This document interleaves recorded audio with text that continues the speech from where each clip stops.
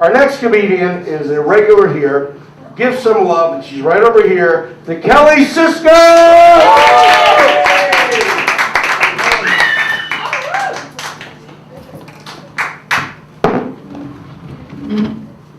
Hello, everyone. Good to be here. Glad that you all stayed around. Okay, I love getting my nails done. You see my long acrylic nails? I love getting my nails done. When I go to the Asian nail salon, I tell them the design that I want in full detail. I tell them exactly the design.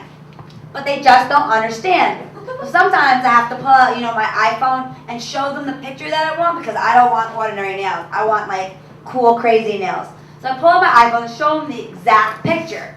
And they still don't get the design that I want. It's like they're from another country. I recently went on this date with this guy, and the entire date, he kept his earbuds in his ears. The entire date. I was trying to talk to him, but the earbuds were in. He was ignoring me. But he did finally take the earbuds out, when the dessert came. So when the dessert came and the earbuds finally came out for a second, I thought it'd be a perfect time, to have that conversation. But as soon as I started talking, he put them right back in. I recently took the Spanish class in college, and I didn't pass it. I had a hard time pronouncing the dialogue and saying the words right. My teacher made it so difficult. It was like she was speaking another language. Don't you hate it when people tell you to call them? Call me, give me a call. But they never answer. So why do they always tell you to call them if they're never going to answer and their phone's always going to go to voicemail? I especially hate that, coming from my own mother. I used to own a gift at Consignment Shop. I owned it for 4 years, and it was a really good point in my life, but it had to close because I'm an OCD compulsive hoarder, and people would bring me in what they thought were collectible and valuable, what so they thought was. But anyway, my store had so many items. It was filled. So when someone came in and asked me, do I have more space for their item, I said, yes, I have space in the back. And they asked, in the storage room? And I replied, no, in the dumpster. I tried eHarmony. Anyone ever been at eHarmony to find a date? Well, I went to eHarmony recently, and eHarmony says they're the most compatible way to find a match. And they're different than all the other dating sites because you have to fill out 3 pages of information about yourself and about what you like in a man. And I chose any guy, any country, any guy with any nationality, hoping to find a match. And I got no results. This is true. I got no results. I was like, am I really that unlovable? How could I get no results?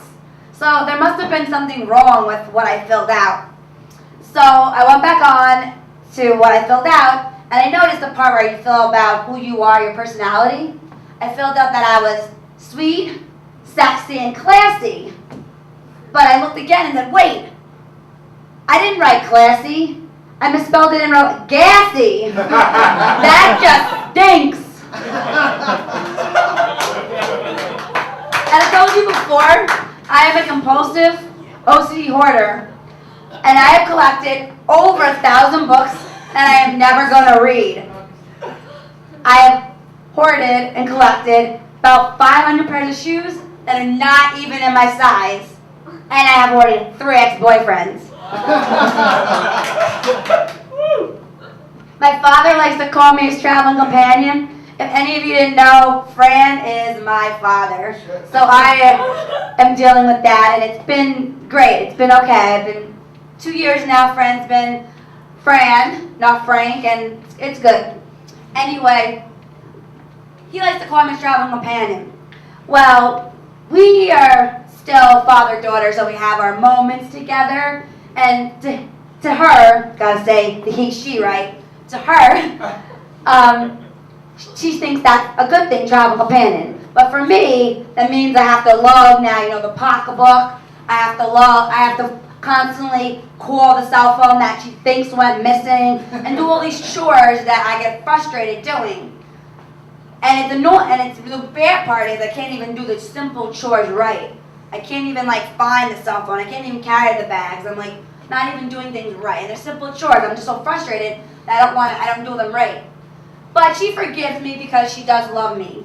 But the bad part is when we're in public together and I do these chores and I'm screwing them all up, my father has to make an excuse to me and tell the people, it's okay, she's from another country.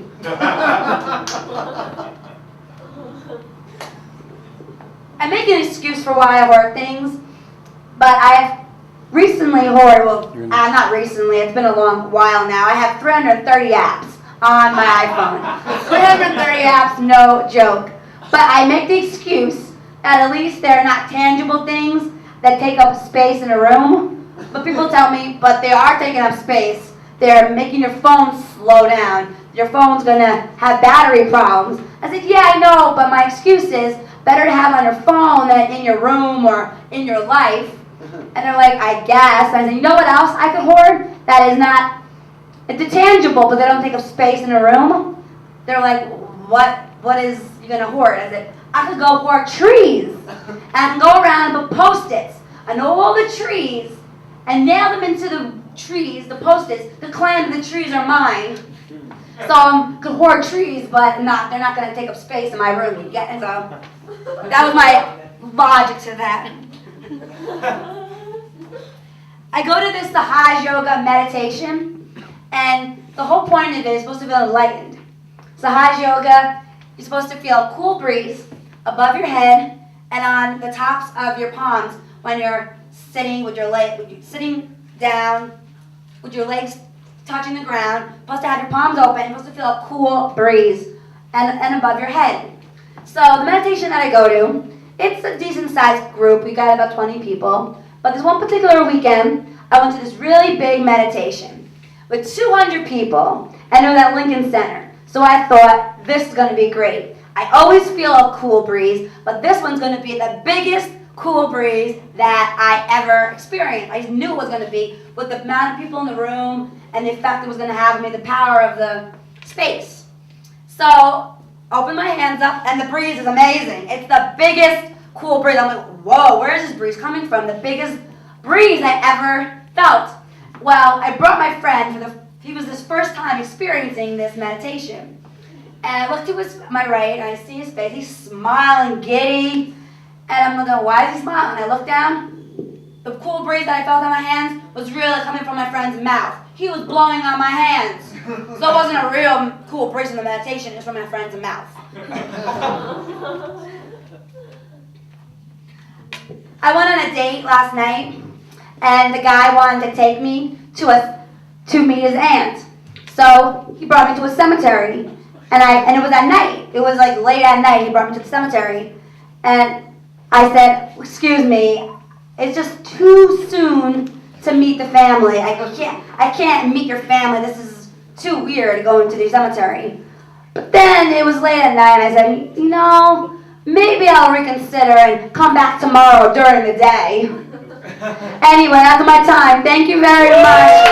Good night. All right, let's hear it. Yeah.